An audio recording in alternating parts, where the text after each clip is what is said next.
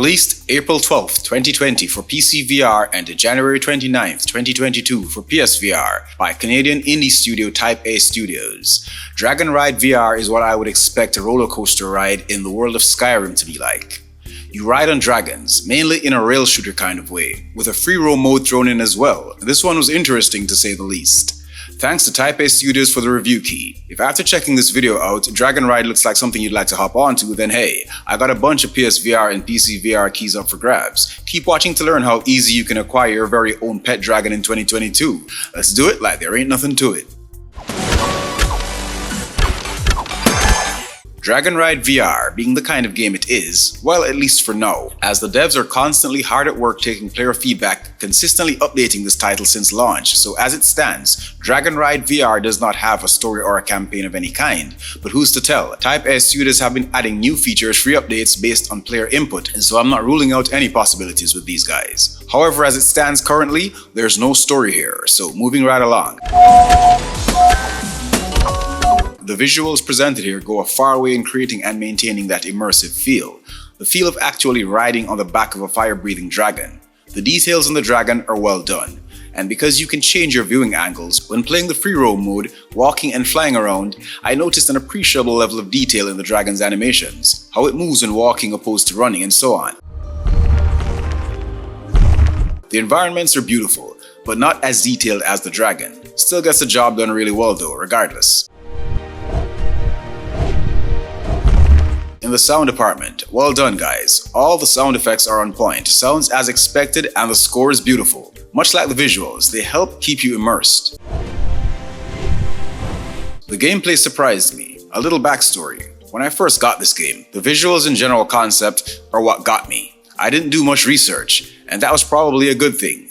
Here's what happened. I started this game up, and I had my fingers crossed, as the little I saw of this game before made me suspect there was no real combat to speak of here, and I'm pretty sure I'm not the only one who took one look at this game and thought, this must have some Panzer Dragoon Skyrim-styled riding combat somewhere. Alas, there's none. This is one of those non-violent games, but this isn't necessarily a bad thing. What happened was, I was shocked at how entertaining DragonRide VR ended up being regardless.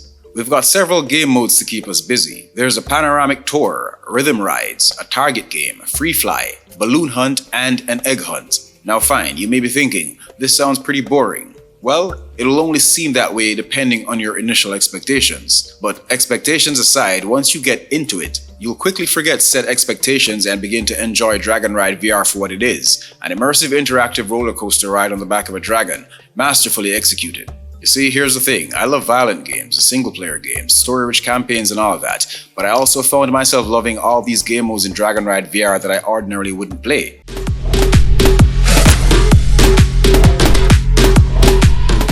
I've never played Beat Saber, and I have absolutely no interest in doing so anytime soon, as that's just not my genre. But I absolutely love the rhythm game here. It's my favorite mode so far.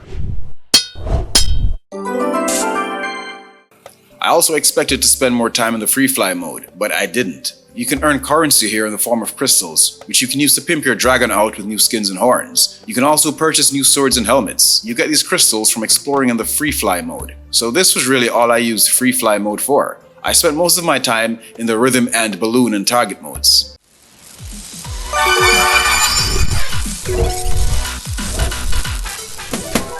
Look, I'm just gonna come out and say it. DragonRide VR is more fun than it has any right to be. There, I said it.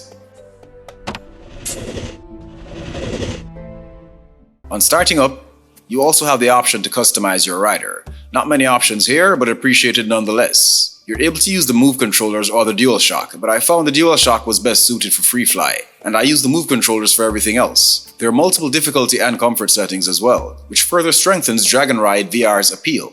It's already a family-friendly game as is, now even family members with weak VR legs can have a blast with this. I found that cranking the difficulty up really added value as well, but the rhythm game gets way above my pay grade when I do this. Good times nonetheless. DragonRide VR was a really cool experience, and I'll be showing off even more from this one on the channel. It's just one of those games with endless replay value. All I'd ask the devs to do is to create an action mode, you know, something in the veins of, let's say, Panzer Dragoon. Still a rail shooter, just some action, with a bit of a story maybe. where you're taking out other dragons with or without riders with fireballs and such. I suspect my request is far from unique though. Pretty certain the devs get asked this constantly. But yeah, I'd be all over that mode. Food for thought maybe. If DragonRide VR looks like something you want to check out for yourself, I've got keys for the PSVR and PC VR. All you gotta do is let me know what sparked your interest in this review. What did the devs do right in your books? Then let me know you'd like a key, and that's that. Just let me know how you'd like it delivered, and you're the proud owner of your very own mystical, fire-breathing, flying reptile. Thank you for watching. If you like my content, feel free to like, share, comment, subscribe, and hit that notification bell.